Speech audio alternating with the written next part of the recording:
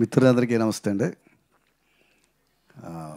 మామూలుగానే కిరణ్ అబ్బవరం అంటే నాకు పూనకాలు ఎక్కువ వస్తుంటాయి. ఎందుకంటే తనతోటి పనిచేసిన ప్రతి సినిమా, మొదటి సినిమా నుంచి ఎస్ఆర్ కళ్యాణ మండపం నుంచి చాలా ఇష్టం. ఒక సొంత బ్రదర్లాగా ఫీల్ అవుతాను నేను. సో కాబట్టి దానికి అగ్గికి ఆజ్యం ఎవరంటే మాకు కరుణ్. సో నాకు బాగా ఇష్టమైన డైరెక్టరు. డైరెక్టర్ కాకముందు నుంచి ఫ్రెండు. సో వీళ్ళిద్దరి కాంబినేషన్కి ఒక శ్యామ్ సిఎస్ లాంటి ఒక మంచి కంపోజర్ సెట్ అవ్వడం, మన ఈశ్వర్ లాంటి ఒక కొరియోగ్రాఫర్ సెట్ అవ్వడం, విజువల్గా కూడా చాలా అద్భుతంగా సెట్ అయింది. ఇందులో నాకు బాగా నచ్చిన ఎక్స్ప్రెషను, మరింతగా మరింతగా మరింత దగ్గర అవ్వవే, నీ గుండెదో నా గుండెదో ఈ చప్పుడు ఎవరిదంటే తెలియకూడదే. ఈ ఎక్స్ప్రెషన్ నాకు బాగా నచ్చిన ఎక్స్ప్రెషన్. ఇందులో చాలా బాగుంటాయి.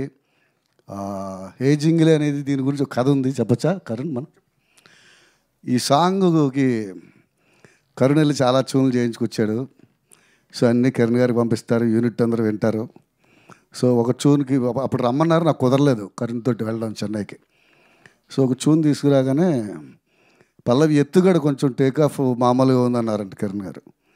అని భాస్కర్ భట్ల గారు అన్నారంటే ఆయన విని ఇదే చెప్పారన్నారంట కరుణ్. సో మా ఇద్దరికి సింక్ అలా ఉంటుంది కిరణ్ గారికి నాకు.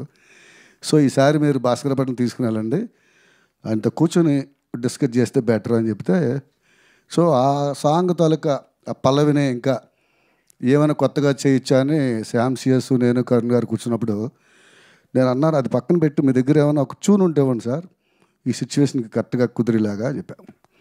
అది స్టాక్లోంచి ఒకటి ఎప్పుడో పాప చేసుకున్నాడు. అది తీసి మొహమాటంగా ఇది నచ్చుతుందా నచ్చదా అని, సూపర్గా ఉంది సార్ అని చెప్పి వెంటనే కిరణ్ గారికి పంపించాం. కరుణ్ ఆయనకి నచ్చింది, కిరణ్ గారికి నచ్చింది.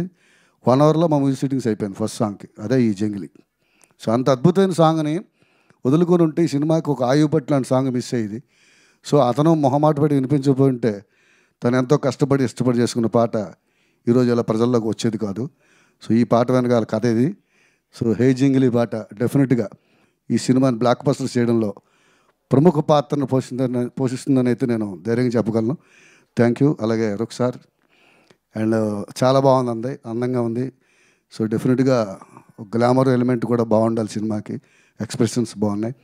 అలాగే నిర్మాత రవి గారికి, వాళ్ళ బృందాన్ని అందరికీ, ప్రతి ఒక్కరికి శుభాకాంక్షలు తెలియజేసుకుంటూ సినిమా సాధించబోయే విజయం కోసం ఎదురు చూద్దాం.